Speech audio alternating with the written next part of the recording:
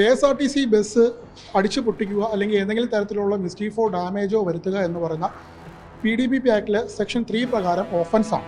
ഈ ഓഫൻസ് എന്ന് പറയുന്നത് 5 years വരെ ഇംപ്രിസൺമെൻറ്റ് കിട്ടാവുന്ന ഒഫൻസാണ്, നോൺ ബെയിലബിൾ ആണ്.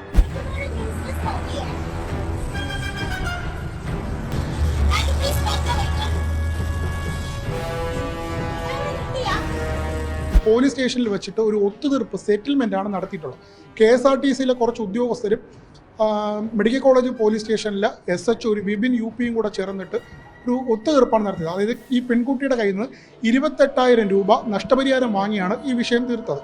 അപ്പം ഇത് വ്യാപകമായിട്ടുള്ള ഒരു നിയമവിരുദ്ധ പ്രവൃത്തിയാണ് പോലീസിൻ്റെ ഭാഗത്തു നിന്നുണ്ടായത്. ഇപ്പം ഞാനോ അല്ലെങ്കിൽ സാധാരണ ഒരു വ്യക്തിയോ ഒരു ബസ് അടിച്ച് പൊട്ടിച്ച് കഴിഞ്ഞാൽ അപ്പോൾ തന്നെ PDPP ആക്ട് എടുത്തിട്ട് നോൺ ബെയിലബിൾ ഒഫൻസാണ്.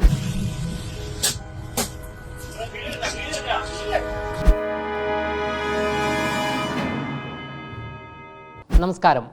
കട്ടപ്പന മാനന്തവാടി റൂട്ടിൽ ഓടുന്ന KSRTC ബസ്സിൻ്റെ ചില്ല് യുവതി അടിച്ച് തകർത്ത ഒരു സംഭവം ഉണ്ടായിരുന്നു. കഴിഞ്ഞ കുറച്ച് മാസങ്ങൾക്ക് മുൻപാണ് മുംതാസ് ബീഗം എന്ന യുവതി ഈ KSRTC ബസ്സിൻ്റെ ചില്ല് അടിച്ച് തകർക്കുന്നത്. ഈയൊരു സംഭവം ക്രിമിനൽ കുറ്റകൃത്യം ആയിട്ടും പോലീസ് കൃത്യമായി നിയമ നടപടികളൊന്നും തന്നെ സ്വീകരിച്ചില്ല. ഈയൊരു വിഷയമുണ്ടായതിന് ശേഷം പോലീസ് സ്വീകരിച്ച ഒരു നടപടി എന്ന് പറയുന്നത്, അതായത് ഈയൊരു പ്രശ്നം ഒത്തുതീർപ്പാക്കി പരിഹരിക്കുകയാണ് ചെയ്യുകയുണ്ടായത്. എന്നാൽ പോലീസിൻ്റെ ഈയൊരു നടപടിക്ക് പ്രഹരം ഏറ്റിരിക്കുകയാണ് ലോകായുക്ത. കൃത്യമായ നിയമ നടപടിക്ക് ഒരുങ്ങുകയാണ്. അതായത് പോലീസിൻ്റെ ഈയൊരു ഒത്തുതീർപ്പാക്കൽ നടപടിക്കെതിരെ ലോകായുക്ത നിലവിലിപ്പോൾ പ്രതികരിച്ചിരിക്കുകയാണ്. അതിനെതിരെ കൃത്യമായ നിയമ നടപടിക്ക് തയ്യാറാവുകയാണ്. പൊതുമുതൽ നശിപ്പിച്ച കേസിൽ നിയമ നടപടി സ്വീകരിക്കാത്തത് പോലീസിന്റെ ഭാഗത്തു നിന്നുണ്ടായ ഗുരുതരമായ വീഴ്ചയാണ് എന്ന് ലോകായുക്ത കോടതി നിലവിൽ കണ്ടെത്തിയിരിക്കുകയാണ്.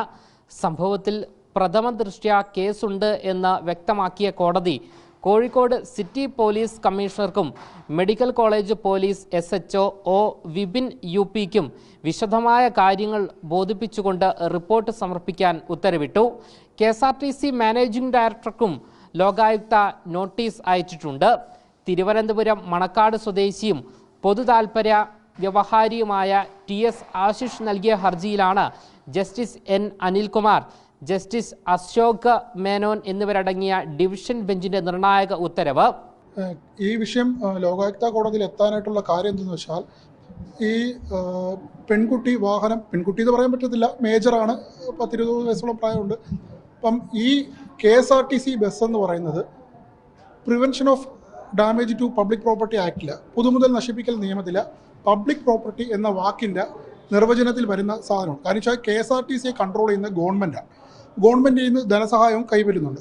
അപ്പം KSRTC ബസ് അടിച്ചു പൊട്ടിക്കുക അല്ലെങ്കിൽ ഏതെങ്കിലും തരത്തിലുള്ള മിസ്റ്റീഫോ ഡാമേജോ വരുത്തുക എന്ന് പറയുന്ന PDPP ആക്ടിലെ സെക്ഷൻ 3 പ്രകാരം ഓഫൻസാണ്.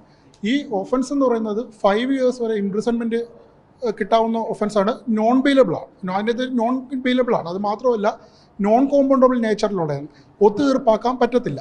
അപ്പം ഈ വിഷയത്തിനകത്ത് ഈ സംഭവം ആദ്യം കോഴിക്കോട് നടക്കാവ് പോലീസാണ് ആദ്യം ഈ വിഷയത്തിൽ ഇടപെട്ടത്.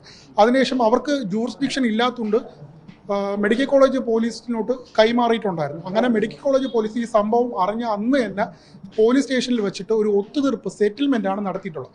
KSRTCയിലെ കുറച്ച് ഉദ്യോഗസ്ഥരും മെഡിക്കൽ കോളേജ് പോലീസ് സ്റ്റേഷനിലെ SHO ഒരു വിപിൻ UPയും കൂടെ ചേർന്നിട്ട് ഒരു ഒത്തുതീർപ്പാണ് നടത്തിയത്. അതായത് ഈ പെൺകുട്ടിയുടെ കയ്യിൽ നിന്ന് 28,000 രൂപ നഷ്ടപരിഹാരം വാങ്ങിയാണ് ഈ വിഷയം തീർത്തത്. 28,000 രൂപ നഷ്ടപരിഹാരം എങ്ങനെ കാൽക്കുലേറ്റ് ചെയ്തതെന്ന് എനിക്കറിയില്ല. ഡാമേജസ്, ബസ്സിൻ്റെ ഗ്ലാസിൻ്റെ ഡാമേജ്, പിന്നെ ട്രിപ്പ് ഇൻട്രപ്റ്റ് തടസ്സപ്പെടുത്തിയിട്ടുണ്ട്. അതും കൂടെ ചേർത്തിട്ടാണ് 28,000 രൂപ വാങ്ങിച്ചത്. ആരാണ് ഈ പൈസ കണക്ക് കൂട്ടിയെന്നുള്ള കാര്യം അറിയില്ല. അത് അന്വേഷിക്കേണ്ട ഒരു കാര്യമാണ്. കാരണം സ്പോട്ടിൽ വെച്ചാണ് സെറ്റിൽമെൻറ്റ്. ഡാമേജ് അസസ്മെൻ്റ് ഒക്കെ നടത്തിയതിന് ശേഷം മാത്രമേ ഡാമേജ് എത്ര രൂപ ഉണ്ടെന്ന് കണക്കാക്കാൻ പറ്റുള്ളൂ. അതും മറ്റേ ട്രിപ്പിന് ഇൻട്രപ്ഷൻ വരുത്തിയിട്ടുണ്ട്. അപ്പം ഈ വിഷയം വളരെ രഹസ്യമായിട്ട്, അല്ലെങ്കിൽ രഹസ്യമെന്ന് പറയാൻ പറ്റത്തില്ല, മീഡിയയിലൊക്കെ വന്നായിരുന്നു, ഒതുക്കി തീർത്തു. അപ്പോൾ ഈ ഒഫൻസ് ആയതുകൊണ്ട് ഇത് സംബന്ധിച്ച് ഞാനൊരു പരാതി മെഡിക്കൽ കോളേജ് പോലീസ് സ്റ്റേഷനിലും കോഴിക്കോട് സിറ്റി പോലീസ് കമ്മീഷണറും കൊടുത്തു. അപ്പം കോഴിക്കോട് കമ്മീഷണർക്ക് കൊടുത്ത പരാതി SHOക്ക് ട്രാൻസ്ഫർ ചെയ്തിട്ടുണ്ടായിരുന്നു. അപ്പോഴും അവിടെ നിന്ന് എനിക്ക് തന്ന റിപ്ലൈ എന്താണെന്ന് വെച്ചാൽ, ഞങ്ങൾ കേസൊക്കെ എടുക്കാൻ തയ്യാറാണ്, KSRTCയിലെ ഏതെങ്കിലും ഉത്തരവാദിത്തപ്പെട്ട ഉദ്യോഗസ്ഥർ പരാതി തന്നു കഴിഞ്ഞാൽ ഞങ്ങൾ കേസെടുക്കാൻ പറ്റും. അപ്പോൾ ഞാൻ പറഞ്ഞു ക്രിമിനലോടെ മോഷൻ, അതായത് ക്രിമിനൽ കുറ്റത്തിന് ആരുടെ പരാതിയിൽ വേണമെങ്കിലും കേസെടുക്കാൻ പറ്റും. അവർ അത് ഞങ്ങൾക്ക് അറിയേണ്ട ആവശ്യമില്ല, KSRTCയിൽ ഏതെങ്കിലും ഉദ്യോഗസ്ഥർ ചെന്നാൽ ഞാൻ കേസെടുക്കാൻ തയ്യാറാണ്.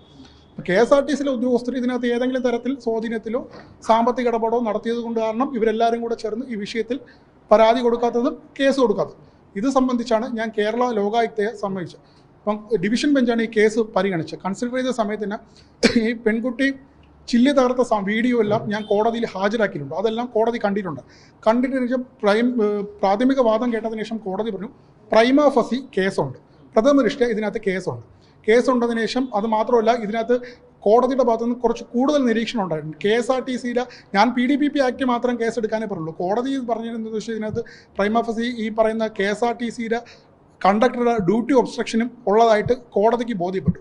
അതിൻ്റെ അടിസ്ഥാനത്തിൽ വിശദമായിട്ടുള്ള ഒരു റിപ്പോർട്ട് എൻ്റെ പരാതിയിൽ മേൽ കേസ് എടുക്കാത്തതിൻ്റെ കാരണം, വിശദമായ കാരണം സംബന്ധിച്ചൊരു റിപ്പോർട്ട് കോഴിക്കോട് സിറ്റി പോലീസ് കമ്മീഷണറെടുത്തും പിന്നെ മെഡിക്കൽ കോളേജ് SHO എടുത്തും ഹാജരാക്കാൻ പറയും. എന്നിട്ട് KSRTCയിലെ മാനേജിംഗ് ഡയറക്ടർക്കും ഇതിലൊരു നോട്ടീസ് അയക്കാൻ വേണ്ടി കോടതി ഉത്തരവിട്ടിട്ടുണ്ട്. അപ്പം ഇത് വ്യാപകമായിട്ടുള്ള ഒരു നിയമവിരുദ്ധ പ്രവൃത്തിയാണ് പോലീസിൻ്റെ ഭാഗത്തുനിന്നുണ്ടാകും. ഇപ്പം ഞാനോ അല്ലെങ്കിൽ സാധാരണ ഒരു വ്യക്തിയോ ഒരു ബസ് അടിച്ച് പൊട്ടിച്ച് കഴിഞ്ഞാൽ അപ്പോൾ തന്നെ PDPP ആക്ട് എടുത്തിട്ട് നോൺ ബെയിലബിൾ ഒഫൻസ് ആണ്. കാരണം PDPP ആക്ടിനകത്ത് എംബാർഗോ തന്നെ ഉണ്ട്.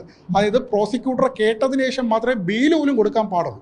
അത്രയും സീരിയസ് നേച്ചറിലുള്ള ഒരു ഒഫൻസാണ്. അത് കോമ്പൗണ്ടബിൾ പോലും അല്ല, ഒതുക്കി തീർത്തിട്ടുണ്ട്. ഇപ്പം ഈ 28,000 രൂപ വാങ്ങിയെന്ന് പറഞ്ഞിട്ട് ക്രിമിനൽ ലയബിലിറ്റി ഇല്ലാതാവുന്നില്ല.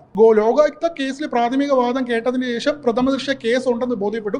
ലോകായുക്തയിൽ ഞാൻ ആവശ്യപ്പെട്ട പ്രധാനപ്പെട്ട ആവശ്യങ്ങളിൽ ഈ കേസ് ഒതുക്കി നിർത്തിയ പോലീസ് ഉദ്യോഗസ്ഥർ, ഒരു വിപിൻ UP എന്ന് പറയുന്ന SHOക്കെതിരെയും കമ്മീഷണർക്ക് ഉൾപ്പെടെയുള്ള ഉദ്യോഗസ്ഥർക്കെതിരെ നിയമ നടപടി ഞാൻ ആവശ്യപ്പെട്ടിരുന്നു. അപ്പം അതും കൺസിഡർ ചെയ്തതിനു ശേഷമാണ് മാൽ അഡ്മിനിസ്ട്രേഷൻ, അതായത് ദുർഭരണം ഉള്ളതായിട്ട് കോടതിക്ക് ബോധ്യപ്പെട്ടു. കേസ് അഡ്മിറ്റ് ചെയ്തിട്ടാണ് നോട്ടീസ് അയച്ചിട്ടുള്ളത്. ഇതിലാണ് ഇനി അവരുടെ റിപ്പോർട്ട് വന്നതിന് ശേഷം മാത്രമായിരിക്കും കൂടുതൽ കാര്യങ്ങൾ പരിഗണിക്കുന്നത്. സെപ്റ്റംബർ 7-ാം തീയതിക്ക് മുമ്പായിട്ട് ആ റിപ്പോർട്ട് സബ്മിറ്റ് ചെയ്യാൻ വേണ്ടി പറഞ്ഞിരിക്കുന്നത്.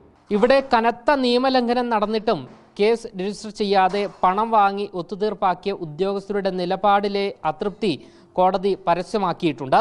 കേസ് അടുത്ത സെപ്റ്റംബർ 7-ന് വീണ്ടും പരിഗണിക്കും.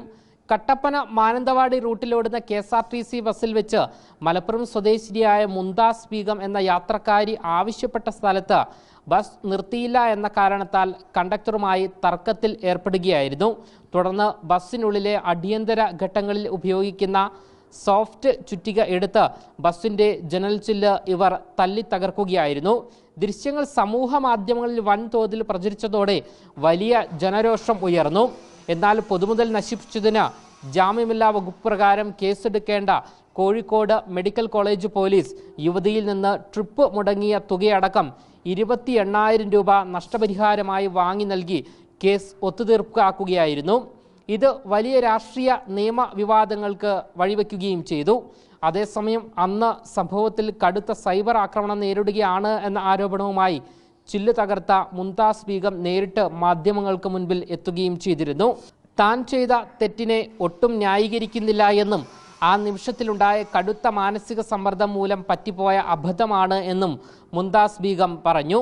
കോട്ടക്കിൽ നിന്ന് കോഴിക്കോട്ടേക്ക് ടിക്കറ്റ് എടുത്ത തനിക്ക് വഴിമധ്യേ കടുത്ത രീതിയിൽ ടോയ്ലറ്റിൽ പോകേണ്ടി വന്ന ഒരു അടിയന്തര സാഹചര്യം ഉണ്ടായതായി യുവതി അന്ന് വെളിപ്പെടുത്തിയിരുന്നു. എന്തായാലും ഇവിടെ എടുത്തു പറയാനുള്ളത്, ക്രിമിനൽ കുറ്റകൃത്യം ഈ യുവതി നടത്തിയിട്ടും പോലീസ് ഒരു ഒത്തുതീർപ്പാക്കൽ നടപടിയിലേക്കാണ് നീങ്ങിയിരിക്കുന്നത്. ഇതിനെതിരെയാണ് നിലവിലിപ്പോൾ ലോകായുക്തയുടെ നിർണായകമായ ഉത്തരവ് പുറത്ത് ഇറങ്ങിയിരിക്കുന്നത്. ഇത് ഈ യുവതിക്ക് കൂടുതൽ കുരുക്കാവുകയും ചെയ്യുമെന്നാണ് നമുക്ക് ലഭിക്കുന്ന സൂചന. ക്യാമറമാൻ ഷിക്കിനൊപ്പം അമൽ രുദ്ര, മറുനാടൻ മലയാളി, തിരുവനന്തപുരം.